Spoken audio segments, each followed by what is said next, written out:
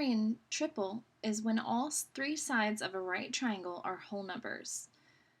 Pythagorean triples will come in handy. It saves you from having to do the Pythagorean theorem to solve for a missing side if you notice that two of the sides that you're given are two of the sides in a Pythagorean triple. We use a lot of these to help us come up with problems that are solvable when we're designing problems. We use a lot of 3, 4, 5s, 6, 8, 10s, 5, 12, 13s. If you memorize the ones at the top, then you'll notice that you can multiply them by 2 or 3 or 4 or 5 or 10 and get another set of a Pythagorean triple. So the main ones that I memorize are the top row, and then I always kind of notice the 3, 4, 5s, how they're doubled or tripled or things like that. The Pythagorean theorem is when you have a right triangle that a squared plus b squared equals c squared. We're going to try to be in the habit of putting c on the left side when we do the Pythagorean theorem, just because when we're doing the converse, which is new this year, if you have it on the left side, it's going to, you're going to need it on the left side to tell if it's acute or obtuse. So that will help you if you get in the habit of putting c squared on the left. I'm going to work out some basic Pythagorean theorem problems here. The hypotenuse of a right triangle has length of 12. One leg has length of 6. What is the length of the other leg? So I'm just going to kind of draw a sketch of a right triangle here. They said the hypotenuse is 12. That's across from the right angle. One leg, 6. Of course, watch for your units here. They didn't say centimeters or anything, so we're okay so far. And then we're trying to find the other leg. So we're going to plug this into Pythagorean theorem. A squared plus b squared equals c squared. Hypotenuse is the c squared. So 6 squared plus x squared equals 12 squared. So 6 squared is 36. 12 squared is 144. So plugging that in, then we're going to subtract 36 from 144, gives us 108. So we see that x squared is 108, not 180. If I can talk and write at the same time, that would be good. 108.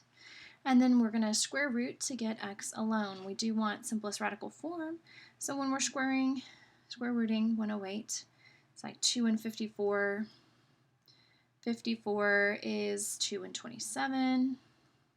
27 is 3 and 9, and 9 is 3 and 3. We've got a pair of 3s, we've got a lonely 3, and we've got a pair of 2s right here. 2 times 3 makes 6, with the leftover 3 inside. So the missing leg is 6 root 3 units. So we do want to have simplest radical form unless they tell us otherwise. Question 2 says a triangle has side lengths of 16, 48, and 50. Is the triangle a right triangle? And explain. So we're going to check out if it works for Pythagorean theorem. So I'm going to plug it in the normal order. A squared plus b squared. C, of course, would be the longest number, so c squared there. So plugging that in, 16 squared is 256. 48 squared is 2304. And 50 squared is 2500. And so when you combine these over here, you get 2560, which is not equal to 2500, so it is not a right triangle.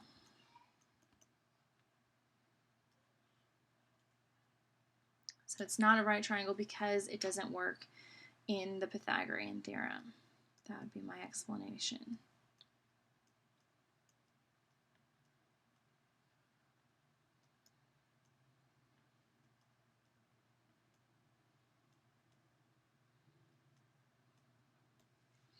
Now, number 3 here, we are finding a third whole number such that the 3 numbers form a Pythagorean triple. But the thing is that they did not tell you if you're finding the hypotenuse or you're finding a leg. So I am going to show you this first one, and I'm going to show you finding as if we're finding a leg and as if we're finding a hypotenuse, just to show you the two options that you have here. Our goal is to have a Pythagorean triple, so we are required to end up with a whole number.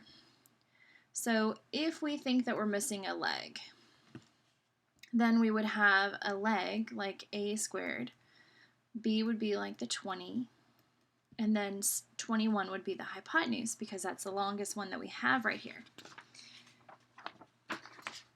So we would plug this in, and we would get a squared plus 400 equals 441. And we would continue solving and get a squared equals 41, and then when you square root 41, you do not get a whole number.